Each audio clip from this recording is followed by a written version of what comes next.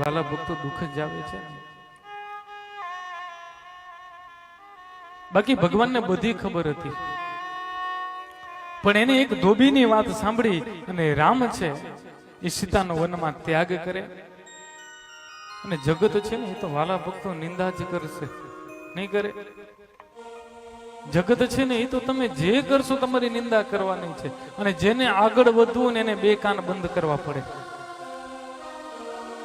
ઘણા આમાં દોષ જોતા હોય, ન જો કે આમ કરવું જોઈએ ને આમ કરવું જોઈએ.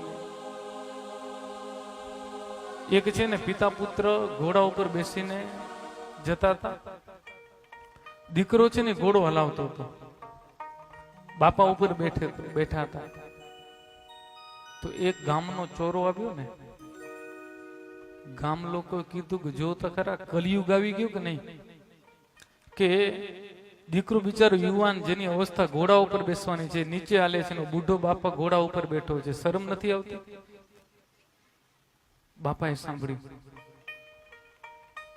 બાપાએ કીધું દીકરાને કે દીકરા ઉતરી જાવ, હું ઉતરી જાઉં, તું બેસ, નહીં તો જગત વાતો કરશે. બાપા નીચે ઉતર્યા, દીકરો ઉપર બેઠો. થોડીક વાર થઈ ને બીજો ગામનો ચોરો આવ્યો. 4 જણા તેવા બેઠા જોઈ ને કે હમણાં તો પ્રધાનમંત્રી મૂંઝાણો બહુ હલવી નહીં શકે, તો તું જા. દીકરાને પહેરવા માટે કપડા નથી ને વાતો દિલ્હી ની ઉપાડે. પછી કે ફલાણા ભાઈ નો દીકરો તો આમ કરે, તું તારું કરને. અલગ મલક ને ઉપાડે, ઠેઠ નરેન્દ્ર મોદી સુધી પહોંચે.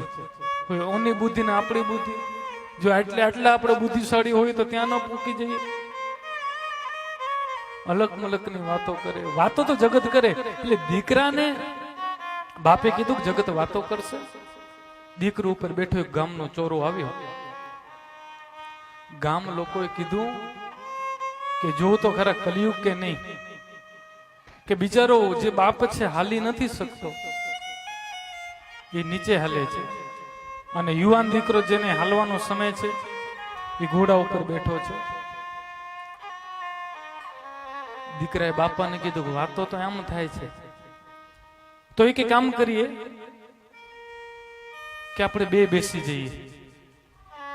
સાહેબ બાપા દીકરો બે બેસી ગયા. સાંભળજો, આગળ ગયા ને ત્રીજો ચોરો આવ્યો. વળી કીધું જો તો ખરા કેવો સમય છે, બિચારો અબોલો જીવ છે, એના ઉપર બે ઊંટ જેવા વ્યક્તિ બે બેસી ગયા છે, શરમ નથી આવતી? બાપાએ દીકરાને કીધું જગતને આમાં તકલીફ છે. તો દીકરો કે બાપા બે નીચે હાલી, ઘોડાને પાટી હાલી. વિચાર તો કરો, ઘોડો હતો છતાં પાઢાવ્યો, અને ઘોડો પાટીને જતા હતા. ચોથો ચોરો આવ્યો, એમાં બેઠા હતા, કે એને કીધું કે જુઓ તો ખરા બે મૂર્ખ છે કે નહીં, આટલો સારો ઘોડો રાખ્યો છે, એ ઘોડા ઉપર કોઈ બેસતા નથી ને પગે હાલીને જાય છે. ત્યારે બાપાએ દીકરાએ કીધું કે હાલો હાલો ઘર ભેગા થઈ, નહીતર જગત હાલવા નહીં દેશે.